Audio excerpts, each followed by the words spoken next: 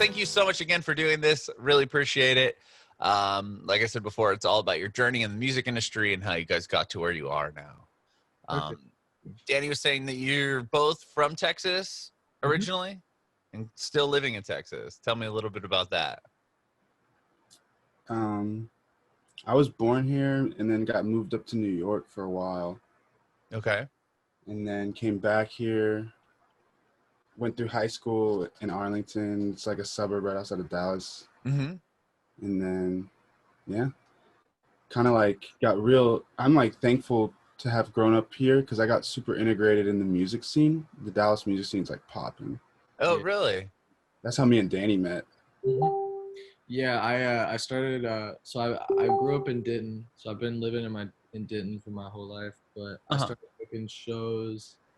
I book like hardcore and like rap shows and all types of different shows, but well, I used to before Corona, but I started at like 15 and doing that, and there's the Denton and Dallas music scene just uh, it's really popping, and yeah, and that's how I kind of got started with music. How did you get into music originally? I just liked going to concerts really, and once I started booking them at 15, like it just kind of went up from there, and I was going to concerts like every week, and like I was still doing that. I mean, yeah. Right. Yeah. What was the first concert you went to? The first concert I went to was like Jonas Brothers when I was a kid. Oh, rad. But You're not the first person that said that, to be honest. but that was really cool. The second one was this thing called Edge Fest, and Cage the Elephant played. It was like a Oh, big dope. alternative music festival. That was really cool. New Politics played. Just a bunch of cool bands. That's rad. How did you get into music, JoJo? Damn. So my older brother gave me a guitar when I was like 10 or 11. That was like the first thing. But then when I was a freshman in high school, I like met some buddies and tried to start a band, and it didn't really work out. And then to kind of like got like started going to like my first show, like Under Oath was my first show at the Palladium Ballroom, and that's what it was called at that time. Now it's called like Southside Ballroom. But then I got into metal when I was 16. I joined the band I'm still in today, and we just called a different name. But yeah, played some. It was like kind of like post-hardcore metalcore stuff for a while, and then kind of like branched into more like mature, like mainstream sounding stuff. And then that's what brought me into producing. Our band had to like demo to go to the studio. So I bought an interface and learned how to like demo and learn how to like MIDI basic drums so that we could go to this higher level studio that they wouldn't take you if you didn't bring in demos. Oh, wow. And then so you couldn't just say, I want to book the studio for 3 days or whatever and cut them a check. Exactly. They wouldn't. You had to prove yourself to them first. It's because they had a producer there and he wouldn't work with bands that he didn't like. And so you had to kind of like prove yourself, like you said. And so then through that, I started demoing for local bands around here that kind of were like fans of my band at the time. It was called Azura. And then, yeah, I just, from that literally, turned into like me producing and recording bands and writing, and now I'm to the point where I'm like developing artists and stuff, trying to get them signed to labels. And that's awesome. It's cool. It was like it was like not a straight line. yeah, totally. Well, then what was the first band you started, Danny? Well, I never really started a band, but I started this project about 2 years ago, and then I met JoJo that was like a little demo that I did once. I tried to start a metalcore band, but we never played any shows. The one that JoJo's holding? I don't know if the camera's gonna pick it up. It's backwards because mother. There it is. Yeah. That's awesome. So I guess I started Danny Goo like 2.5 years ago. I probably met JoJo like I started working with JoJo like a year and a half, maybe. Up on 2 years, bro. 2 years, bro. That's what I was thinking. Up on But 2 2 years, and yeah, we just got signed to Atoned, and yeah, I mean we wrote. I don't work with anybody else anymore, so it's just Wow. JoJo. So that cassette that JoJo was holding up, that was your first project?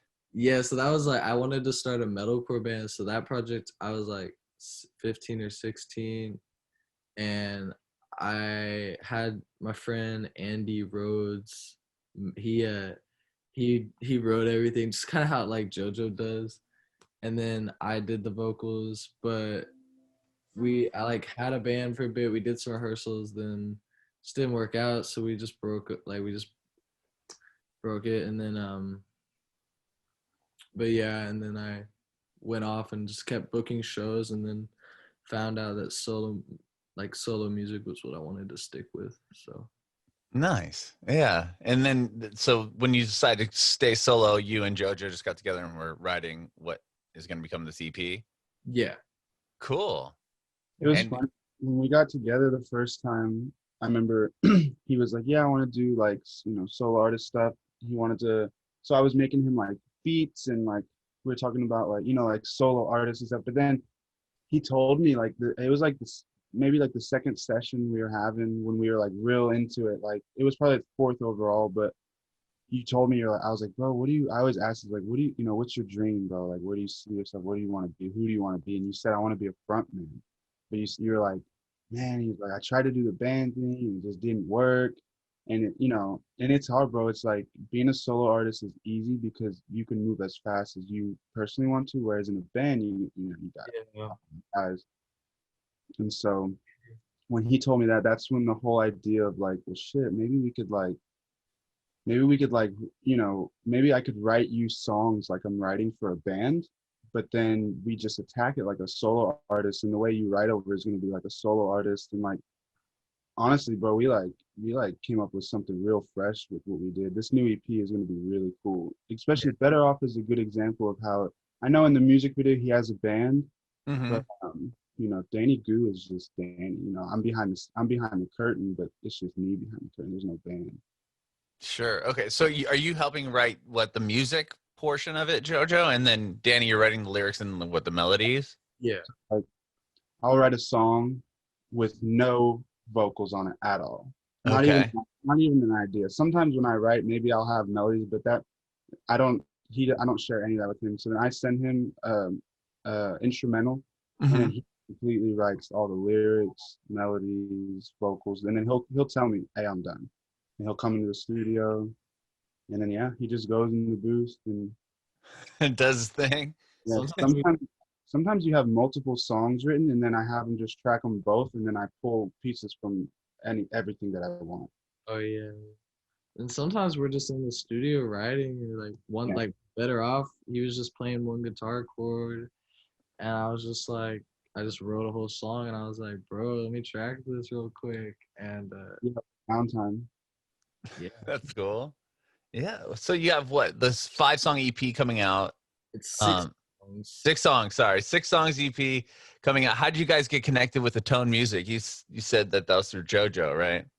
Well, actually, Tone Music, the Instagram account, sent me a DM, and he introduced himself to me a little bit more. Thomas did, and I mean, we just kept talking, and me and JoJo like looked into him, and we thought it looked really cool because they're based in LA, and that's where I'm trying to go, and I don't know, everything just seemed right. And I remember what you told me. You're like, bro, I got a DM, and I was like, a DM. yeah. Like, I was like, bro, I was like, what's the worst that could happen? Just reply, just go. You were like, what should I do? I was like, just go with it. And then I thought, bro, I literally thought it was something lame, nothing. You know, it was some random. And then it wound up being Thomas, who Thomas is the freaking best. Yo, shout out Thomas. He Yeah. is the AR out of Tones. Mhm. And Wow. So And- then, so they decided, you know, they made a deal with you guys to put out the record. Yeah, and so I found out that it was a side branch label from Side One Dummy Records, and Side One Dummy is signed some of like my favorite bands like Title Fight and Microwave and um just some more bands, and Mm-hmm. I just thought it was really cool. And then the next thing I know, I had a phone call with Thomas. We talked for like an hour, and like it just went well, and then we just kept talking to him, and now here we are. Wow, very cool. And we're like, prior to COVID, were you guys touring or just playing locally around the area? I was definitely, still booking shows because that's, yeah, we were playing like local. We played Houston. And I was playing shows all around Texas. I had some more planned, and we were gonna get a tour booked, but COVID just hit, and then we were in LA right before COVID hit. We were there like I was there for most of January, and then Danny came and joined me in February. And thankfully I think we got home late February, and then COVID hit like a month later. Right. Yeah, like early March. Oh my gosh. Like the like the opportunity to be upset is here, especially, but I feel like thankfully, because we had like I have the studio, I've kind of just me and Danny have just been writing, and everything's like it's kind of given us some time to really focus on the release, you know. Mhm. Just like this, we have lots of press stuff happening, and just we're like, damn, me and Danny handle all the creative, everything from music videos to like bios that we send in to like, you know, articles that get written. Like we handle like most of the writing, the Oh, wow. most of the directing of the music, and so Mhm. it's been good because we've had a lot of time to sit. I mean, me and Danny, we put in like so many hours just like planning, just storyboarding stuff, and so most of the time Danny will direct it or I'll direct it, and then we work with the director that we hired. But it's, you know, that's how you know, we have like strong visions, me and him. Yeah, it's pretty much just your guys' project, and if you need to hire a director or whoever, they just kind of learn what you want them to do. yeah. Exactly. Yeah, that's cool. I saw, Danny, that you're followed on Instagram by Conan OBrien. Tell me about that. Oh my gosh, that's so crazy. Uh, I don't know. I just used to watch his show a lot, and I followed him on Instagram like years ago, and he followed me back, and for some reason he just still follows me. I've never really talked to him, but he follows me. That's so crazy. I know. I always thought that was really, really interesting, but Were you like blown away? Did you think it was fake when you first saw it? I didn't realize. I was just like, oh, that's cool. Conan's following me. Like, and he's only following a few thousand people. He's still following me. So maybe Years. if for years since I was like, maybe like one day me and JoJo, and we could all can play. Yeah, that's crazy. That's so cool. And I saw that. My wife's like, he's followed by Conan OBrien. I'm like, really? And then, yeah, sure enough. That's That's so dope. Kids are even a thing. I remember I told JoJo once. I freaked out. I was like, what? Got me is when you told me it's been happening he's followed you for years. I'm just like, that's incredible. Yeah, he never unfollowed me. That's so funny. So he must have he's got some weird discernment, and he saw you and he was like, that kid's gonna be famous one day when you stay following him. Yeah, right? Now he knows when he can just pluck you out and go, oh, you have a new record. Okay, come play. Yeah, on the show. That'd be so cool. I think my cousin's been on Conan. I think my cousin's been on Jimmy Kimmel and Conan. Oh, really? Is he in a band, or her? Is she in a band? He acts. He does like Netflix, and he did like Charlie's Angels, the new one. Oh, cool. That's cool. That'd be cool, Danny. I bet you'll be on a Tonight Show. Actually, I know for a fact that one day you'll be on a Tonight Show. Yes, that would be Yeah. really. I mean, that's like a dream, I guess. I mean, Yeah, It'll happen. that'd be cool. So tell me a little bit about this record, and when it comes out, and everything going on with it. It's multi-genre. There's 6 songs. We have a bunch of the alternative feel to it. We also have this newer like hip hop, emo rap feel, and even we have this song that's kind of like 80s vibe, and it's really cool. It's just like a really emotional EP about a break, like a relationship I had, and just everything I felt. Um, well, not every, maybe, there's definitely more, but I mean, there's a lot of what I felt and just went through. And I wrote it. I just wrote about it. And it's called, yeah. Feel for You is the title of the EP, right? So is it kind of like it's almost like a concept record, or no, not really? It's just all those feelings in one spot. It doesn't really take you from A to B. Yeah, kind of. It's just like how I felt, really. How I feel. There's a concept behind it. The concept. I don't think you didn't worry too much about like pushing it, but like you wrote all this. You like strategically used certain songs because they were about that certain subject. Yeah. Oh, okay, right on. That certain situation that happened to you. Mm-hmm. Kind of in order to like the stages of like a breakup, like Yeah, it was. Like I love how you did that. Like being really sad, or then like lying to yourself because I'm better off, and then like there's a song like trying to get them back, and then like not able to get them back. So there's just all these different songs. But, yeah. Rad. What about like promoting it? I know we're in the midst of a pandemic. Has that been an interesting thing to try to do? Is promote the EP coming out? I mean, online, just promoting everywhere online, and sharing it, and I mean everything like that's still going good. What about like live streaming? Are you doing any of those concerts? Yes, we're about to do one soon coming up. But yeah, I mean, I wish I could still play concerts, but overall, like streaming, I feel like is at an all-time high. I mean, we're just gonna like push it online and just like. Yeah, thankfully we've gotten like really cool PR, which I think like I think like everyone in the industry is like making it work with Corona. Yeah. Yeah, and we had PR that we have a PR team that gets us some really cool stuff, and then we had a lot of stuff that just hit for us, like Alt Press just saw it, picked it up on their own, and wow, that's big. It's like a dream of mine was to be in that publication. Yeah, that's like my favorite.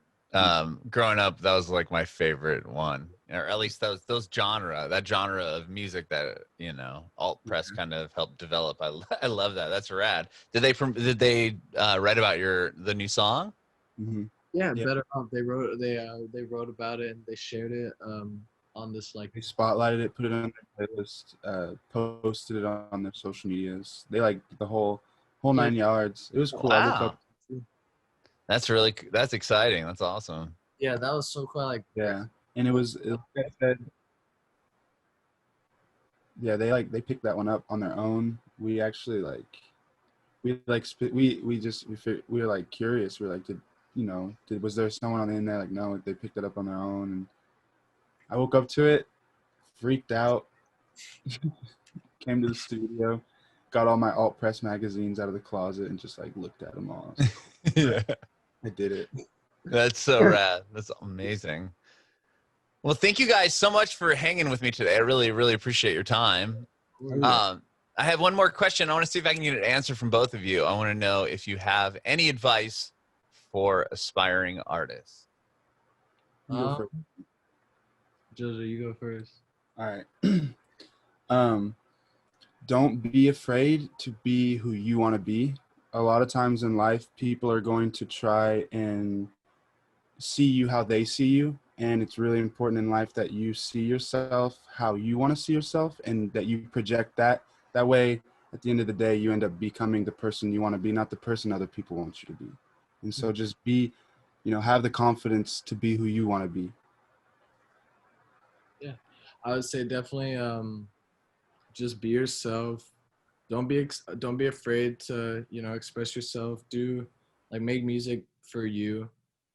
And if you really want to be successful with it, just keep going, and I think that you will. Bringing it backward.